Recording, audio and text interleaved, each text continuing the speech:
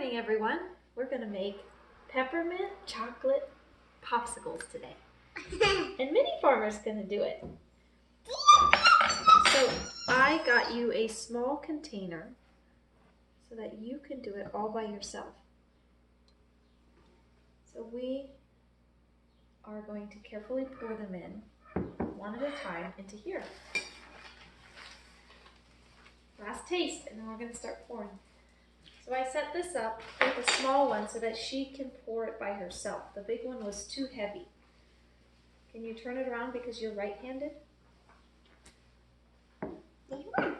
Yes. You'll have more control.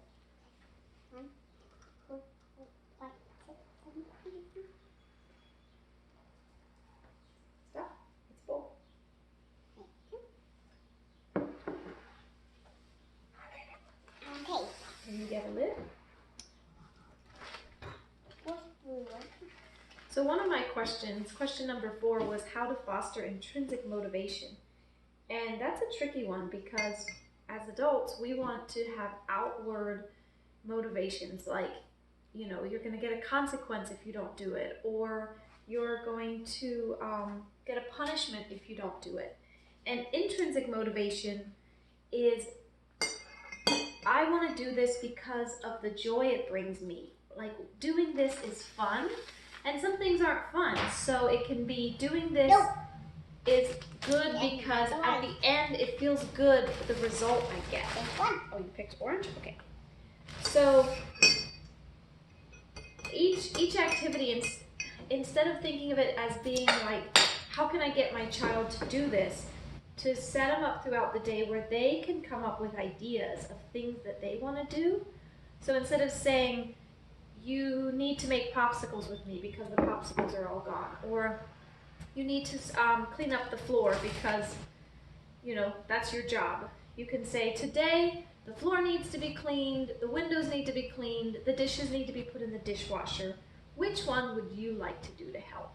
And so that allows them that free choice, and that is a huge part of intrinsic motivation because the free choice makes them feel like they have some control in it.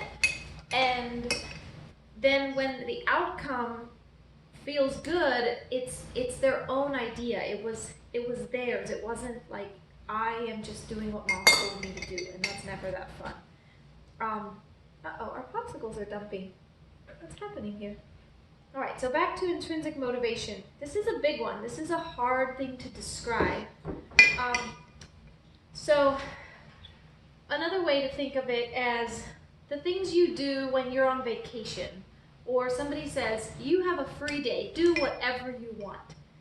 Now some people do absolutely nothing and they watch TV or they play a video game, but actually the people who made those video games or who made those programs, they often they think about this. Like intrinsic motivation in a video game, for example, there's levels that you reach, and the satisfaction you feel when you reach that level is the reason you sit there for hours pounding away trying to get to that level, because it makes you feel like you're smart and you conquered something and you succeeded.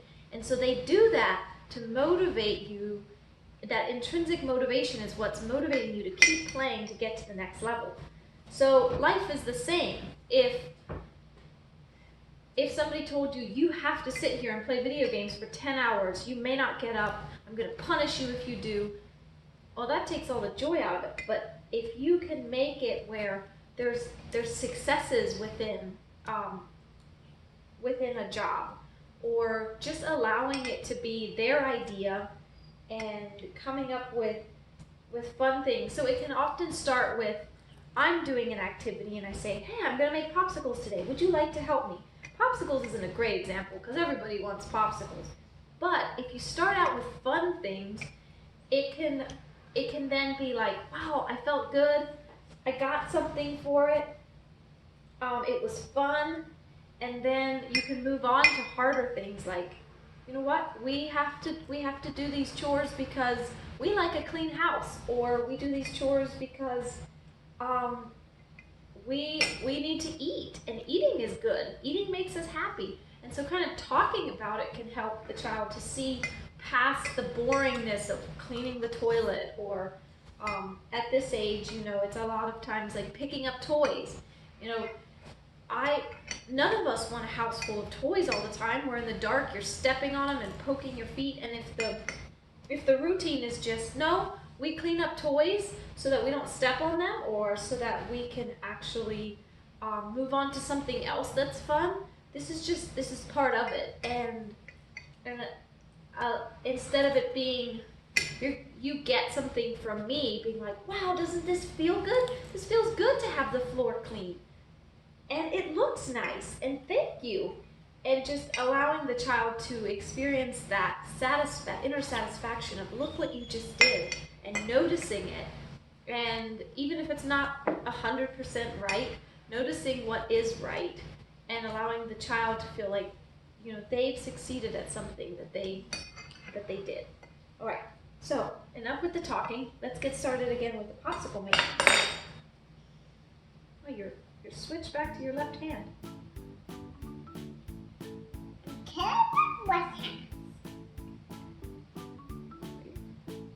And stop.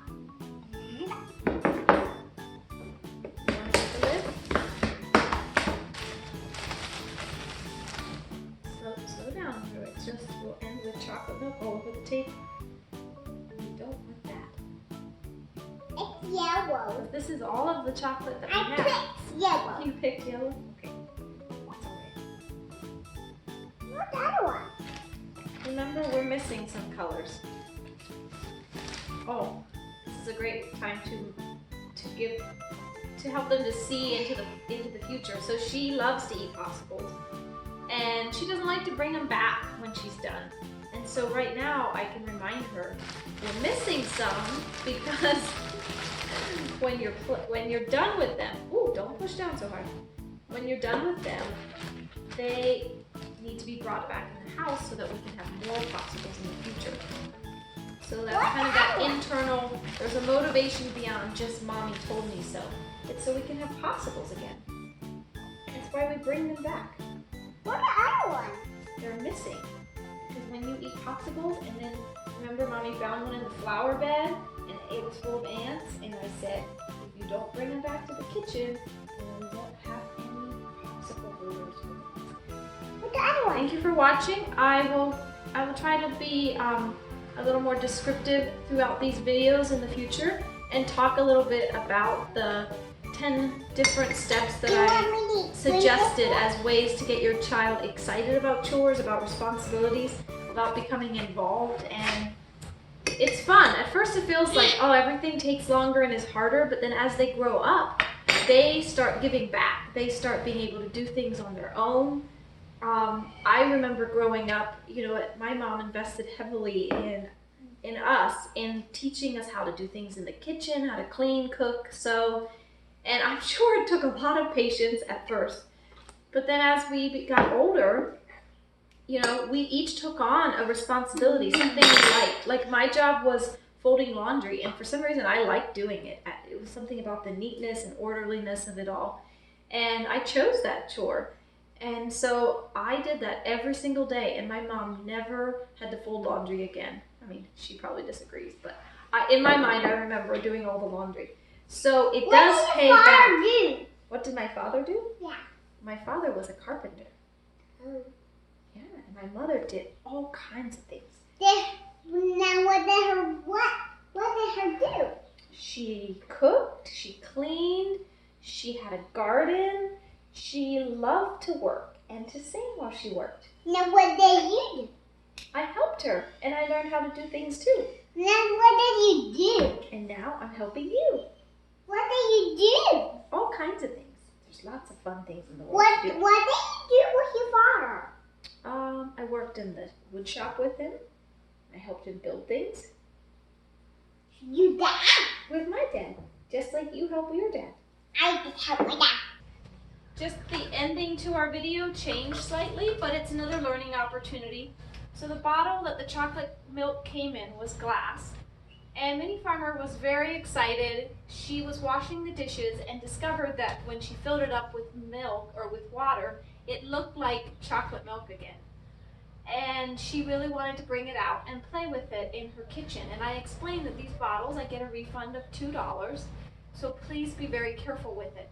Now, I knew I probably shouldn't have had quite as much water in it, but I wanted her to have a chance to learn how to be careful and to experience the consequence. And I realized, $2, that's a fairly small consequence for me. Like, you don't want to do this with your nice china necessarily, but I knew there was a risk involved. And so she came running back in after about 5 minutes of playing, tears streaming down her face, was very sorry, and said she was trying to be very careful, but it was too heavy, and I think trying to lift it up here, it fell down and broke.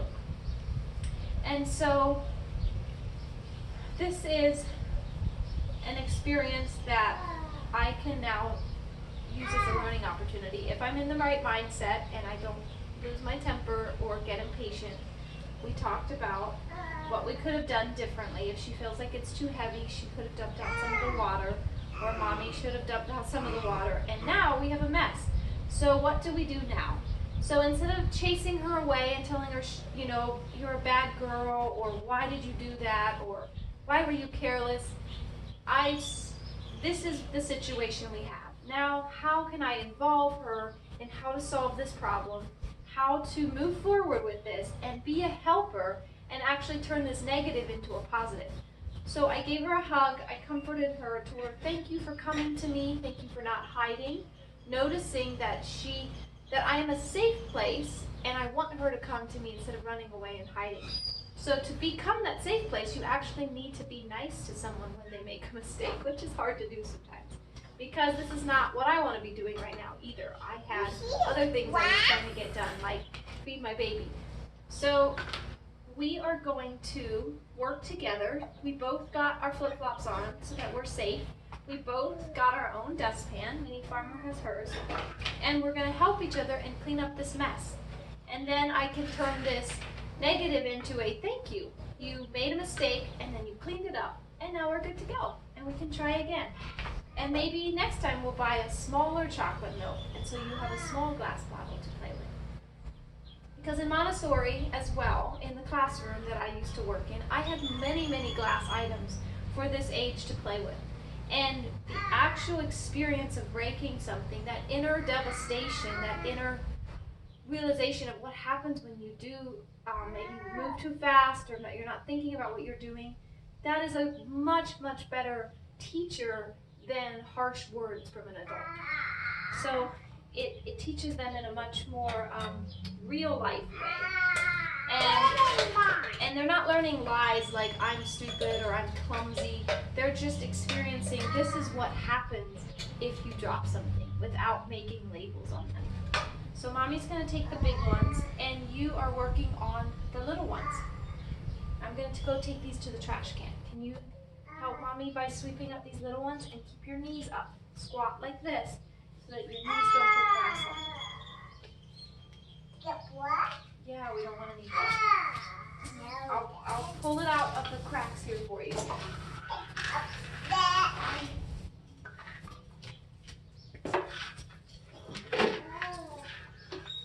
What are the instructions on there? The instructions, the words, those words that have the name of the milk. Can you sweep that into your dustpan, please? Turn and pull it this way.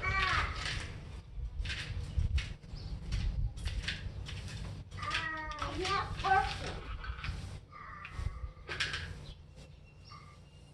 Well, see how your dustpan is tipped up? Let me hold this for you. Try again.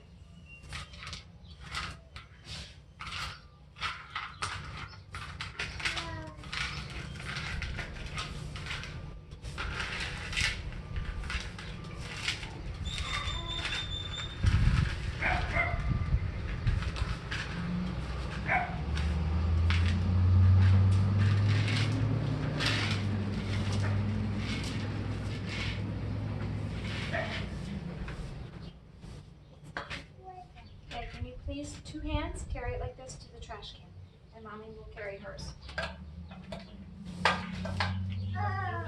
And we're gonna go get the vacuum to make sure we get all the pieces.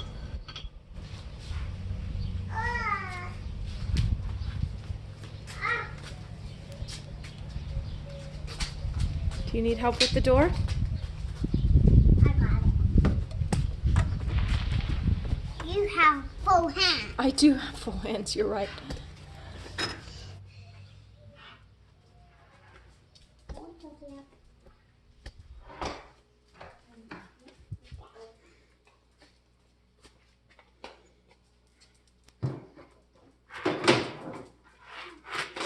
And then hold it open for mommy, please. Okay. Thank you for watching. Thank you for helping Mini Farmer. Let's go clean up the rest by vacuuming it, and then we'll be all done. I'm actually going to let you use my vacuum because it has suction. Yours is great for playing, but it doesn't actually pick up glass very well.